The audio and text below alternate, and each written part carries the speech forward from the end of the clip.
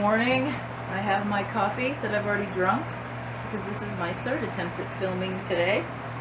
I'm squished into this little chair because this morning I've decided to show you, and I probably need to move over so I'm in the frame and not off to the side. Oh, let's move over.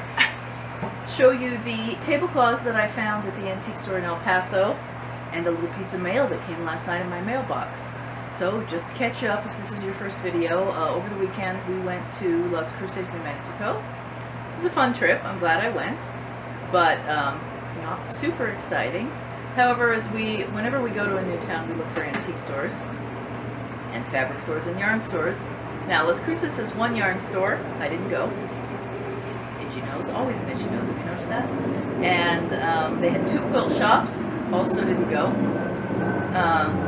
They're noisy. Air conditioners running and an airplane's gone over. Also had a visitor this morning and a FedEx truck. So it's a busy. I need to wake up earlier is what needs to happen. But while I was reattempting this footage, the sun has come out, so it's a bit less shady right here. So I bet you're going to benefit from the lighting.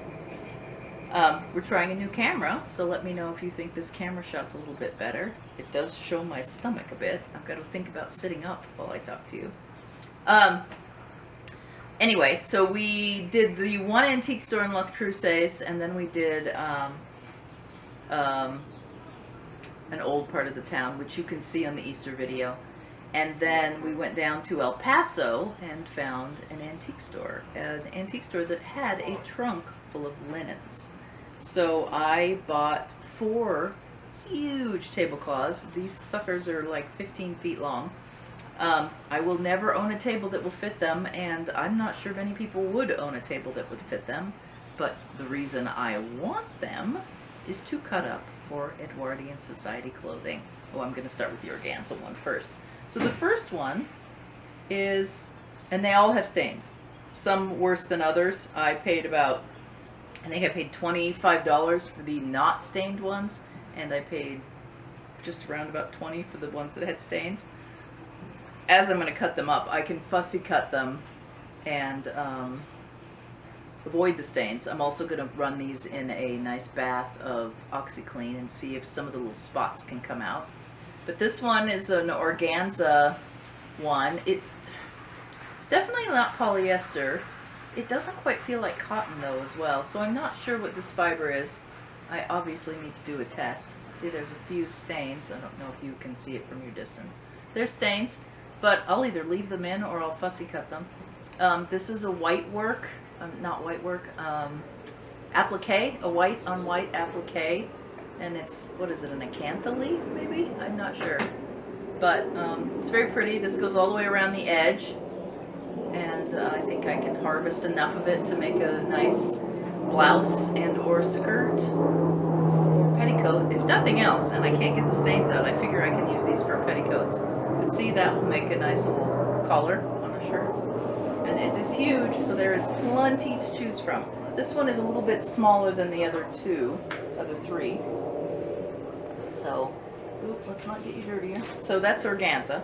A heavy-ish Organza, but still transparent. The next one is a linen tablecloth, and you guys are going to have to supply me with the lace. I know that I carry the supplies to make this lace in the shop, but the name is escaping me right now. It's a lace, a knotted lace technique. I'm sure Kelly can remember it. I'll look it up too, and I'll add it into the comments. And I'll actually add a link to the materials that you can get to do this. It's fun, the method.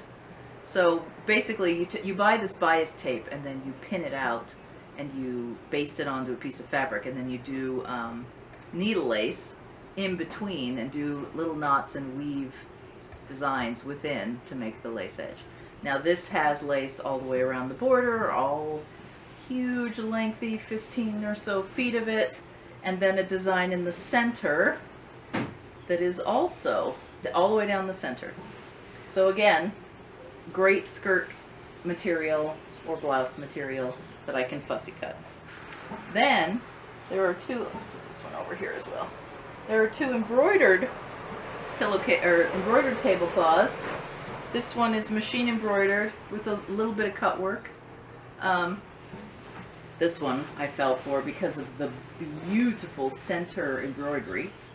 Definitely a skirt for this one. This one's also a heavier linen with some pretty intricate, still machine done, but knot work and cut work in the center. So I'm excited about doing this one, and I love the way the slightly geometric Art Nouveau maybe design, or what is it, Rennie McIntosh? He did designs like this, arts and crafts. And then finally the last one is, shoot, I've forgotten the name of that one as well. Boy, my brain is just the names of things. I have trouble, I've always had trouble. This is another cutwork style from Eastern Europe. Is where this cutwork style comes. Again, it's sort of a cross between counter cross stitch and cutwork, but it goes all the way around the edge, as well as a design in the center. This one also is not quite as big. Actually, I could probably use this one. I probably do have a table for this one, but I'm not going to. I'm going to cut it up and use it for a skirt. These are skirt weight wools. So those were that was my finds. I did find a pocket watch, but that was too hard to show you. And oh, now we have a truck. That's lovely. The other thing that came in the mail that I ordered in my continuing fun looking at purses and purse designs, and I've showed you. Oh, look at, I did find a mistake, problem with this.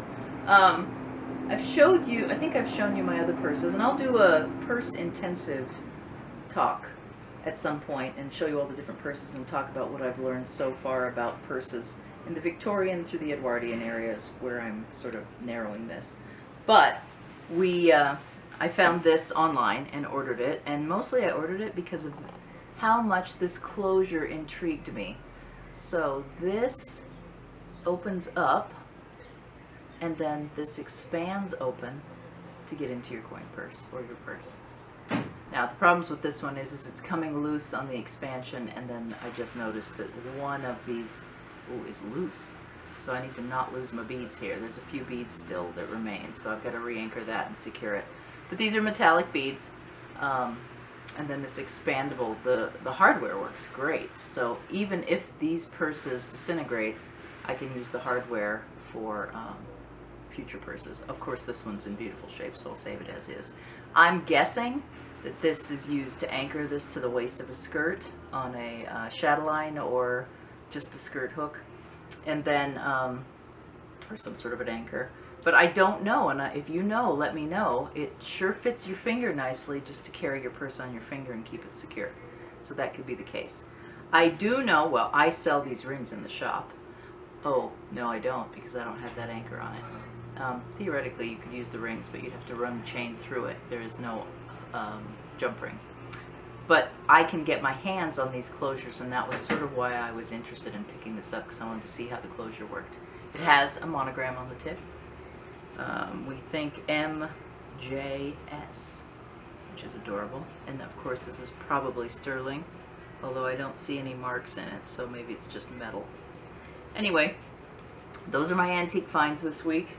I'm still knitting on the fairy ring, and I'll finish that today because it's a quick knit. And not sure, I may go back to my embroidery. I do need to get some sewing started, so there's that as well. And with these finds, maybe I'll do some outer garments instead of underwear, although I am desperate for underwear. Oh, the other thing I need to do, which not talked a lot about self-care 2021. I've not been doing the goals that I set for myself, but I have done new things because I'm a squirrel. And I do want to get started knitting some lace insertion because I couldn't find any. So I do have the materials to do that, and might get started on that today. Also, lots of paperwork today. So, and then we have group at 1 on the patio. So that's it for today. I hope you enjoyed the coffee that I didn't manage to drink with you because we had to redo this twice. And I'm not letting my coffee get cold. And have a great day. Stay caffeinated, and have a good creative day until tomorrow. See you in the morning. Bye.